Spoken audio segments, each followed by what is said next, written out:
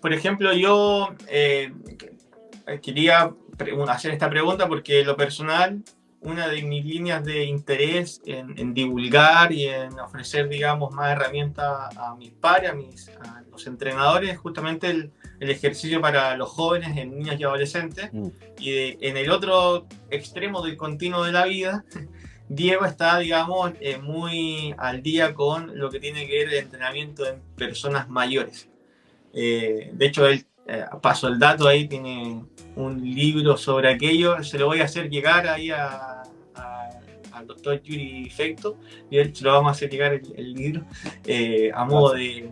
de agradecimiento por siempre colaborar con nosotros. Y bueno, mi pregunta es si, porque siempre uno abarca el HIF, ¿cierto? Al grupo, digamos, de personas de una edad adulta, en términos generales. Pero también en muchas ocasiones hoy en día, al menos en la población de niños y Ujú. adolescentes, se da este famoso functional kids. En mi opinión, muchas veces una adaptación muy vaga, sin considerar aspectos, digamos, propios de los intereses de los niños, bien, entre otras cosas. Por poner un ejemplo, por supuesto esto es anecdótico de lo que yo veo y no en todos los casos es así. Pero, por ejemplo, en la clase de adultos tenía salto al cajón y al niño le dijiste que saltara el disco por disminuir la altura, pero no ofreces componentes lúdicos. Pero al Ujú. margen de eso, me gustaría saber su opinión en relación a si podemos llegar con este entrenamiento HIFT o qué matices podríamos tener presentes los entrenadores en relación, digamos, a estos dos extremos del continuo de la vida con niños y personas mayores. Bueno, te cuento que yo estoy más cerca de Diego en lo que es el ámbito de entrenamiento y trabajar con personas mayores, enfermedades crónicas y tal, que el ámbito de los niños. Los niños como tal, adolescentes o menores, para mí, personalmente, no tengo evidencia en lo cual basarme, solo experiencia de ser entrenador ya casi 20 años. Para mí los niños son el grupo más difícil de entrenar y especialmente en una clase grupal. ¿Por qué? Hasta cierto punto el adulto, sus capacidades fisiológicas son relativamente más o menos. Vaya, sí, por supuesto, tienes el atleta, tienes la persona que tiene menos, pero más o menos yo me puedo identificar o puedo ver a esta persona y decir, bueno, sí o no, puede hacer, no puede hacer. El niño como tal, niño y niña, usando el término niño en general, eh, son muy diferentes. Un niño de 5 años o una niña de 5 años, perdón, dos niños de 5 años son completamente diferentes. La habilidad neuromuscular, la capacidad de hacer cualquier movimiento son noche y día. Entonces, es mucho más difícil para el entrenador hacer este tipo de sesiones grupales con una cantidad de niños, 5, 6, 7, 10, 15. Y de verdad, no sé, de nuevo, mi idea, ¿no? Salir de esa clase, y lo he hecho, salir de esa clase y decir, hice lo mejor que pude, ¿no? Y a lo mejor, pues sales Y de esa así, clase y yo he salido frustrado, porque un niño lo hizo, yo traté de comunicar lo mejor posible y tenía 5 niños corriendo por aquí que no sabían ni de lo que estaba hablando, ¿no? Entonces, para mí, personalmente, de nuevo, digo que entrenar a niños de adolescentes y menos, y hay veces que los adolescentes son peores, es muy difícil. Y de verdad, yo creo que si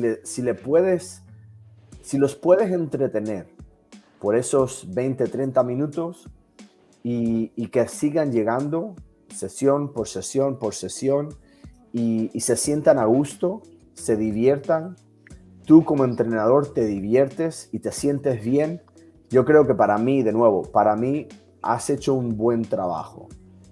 El niño, esas habilidades, esa capacidad, no es el punto, no es mejorar función cardiovascular, no es aumentar masa muscular, no es aumentar la flexibilidad o la fuerza. Trabajar con niños es divertirse, prácticamente, ¿no? Que vengan, que se diviertan, que aprendan algo nuevo. Sí, a lo mejor brincan un poco más, le pones un box y sea un poco más alta, esa habilidad neuromuscular, ¿no? Con hacer que funcionen mejor como adultos, pero es muy difícil.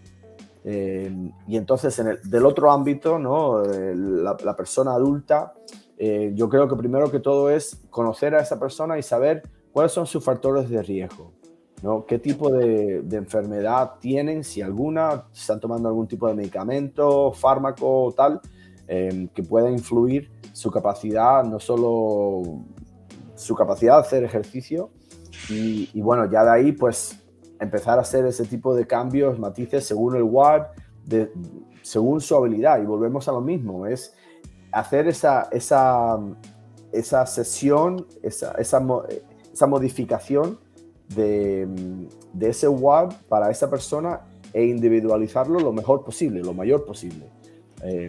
Yo creo que según, ¿no? Yo creo que estaba viendo yo el otro día por las redes sociales una señora de 83 años que 83, 84 había cumplido y ella misma se había puesto el reto de hacer 30 burpees todos los días.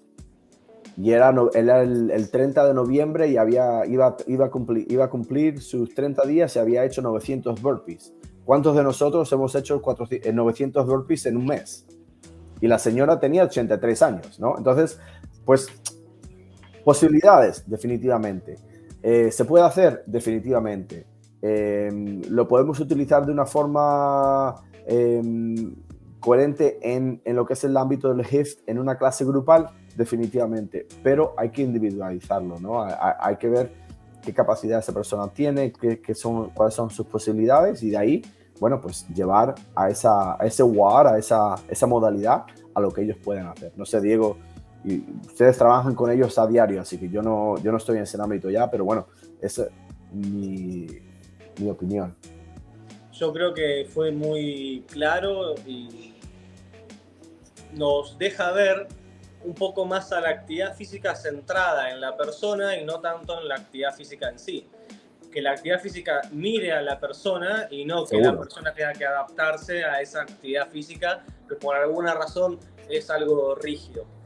Y creo que una de las cosas que en particular a mí más me permitió poder entender esto es tratar de incorporar algunos conceptos de biología y pensar en el desarrollo natural de los organismos y ver cómo, bueno, probablemente cualquier tipo de ejercicio sea una forma de actividad física que permita que los niños, por ejemplo, en este caso, puedan desarrollarse como deberían hacerlo. Es una instancia para que puedan desarrollarse a nivel cognitivo, a nivel motriz, a nivel del desarrollo motor, y no tanto la actividad para buscar una adaptación puntual, que sería un poco más como permitir el desarrollo espontáneo que los chicos ya genéticamente traen en un ambiente adecuado para ese desarrollo de la información genética y no querer desde afuera controlar todo,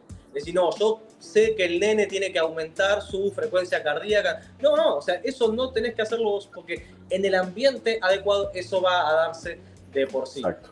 Y esa misma idea es un poquito, o en mi opinión, un poquito más compleja de aplicarla a las personas mayores, pero considerando algunos acercamientos muy interesantes para entender lo que podríamos llamar el proceso inherente del envejecimiento biológico, lo que podríamos decir que está genéticamente determinado como el organismo para envejecer, tiene que ver con un descenso de nuestra capacidad física, pero es un descenso pequeño, es un pequeño descenso que ocurre y no lo que en el día a día podemos ver que son los efectos del sedentarismo en una persona mayor y no los efectos del proceso de envejecimiento inherente a esa persona mayor.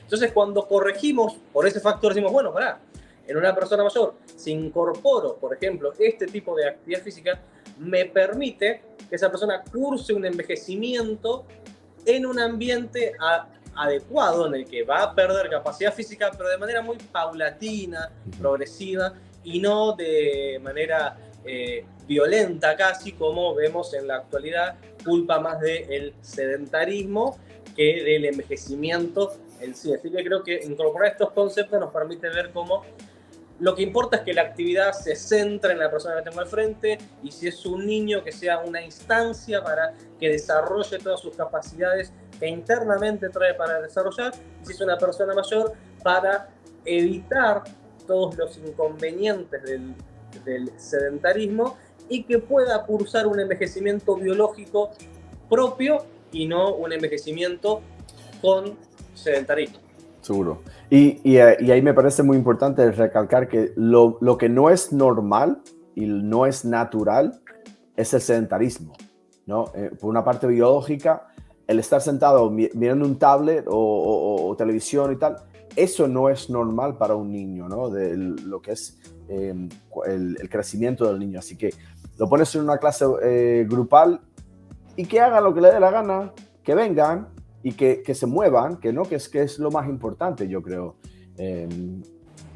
para de verdad llegar a que ese niño crezca de la forma más relativamente y entre comillas normal posible. Sí, yo adhiero bastante, y de hecho hay un diagrama, digamos, que armó Iván Chulli, y él finalmente mostraba, digamos, en base a la experiencia del entrenamiento en niños, que en una etapa inicial, sobre todo, tú lo que haces es una actividad física jugada, libre, claro, donde finalmente lo que predomina es la diversión, y te vas a encontrar con niños que tienen mucha dificultad para acatar las instrucciones, y finalmente eso te hace el link a decir, entonces mis directrices tienen que ser lúdicas, tienen que ser entretenidas. Y también sobre lo que dice de la edad, pues tienes que tener dos niños de X edad, o sea, similar, 6 años, pero cognitivamente probablemente son muy distintos. Y claro, lo importante es que el entrenador se la pase bien, porque si no va a dar 2 clases y decir, a la tercera no voy, o va a ir con una predisposición muy negativa. Y realmente eso es como que se transmite, ¿no? Como dice, bueno, parece que no quiere estar aquí, flaco, mejor darle el pase a otro que sí quiera estar. Y bueno, aquí también me importaba mucho hacer esta pregunta, porque sé que hay entrenadores que por ahí están incorporando lo del todo el inglés en Latinoamérica queda mejor con Functional Kids, y también por ahí están implementando cierto poder tener esta infraestructura, estos galpones para quizás hacer un bien finalmente a las personas mayores. Pero creo yo que lo que tiene que primar es digamos, la cordura, bien, el sentido común, bien. Y con lo que estamos aportando, creo que por ahí la gente que está del otro lado va a poder también reflexionar al respecto.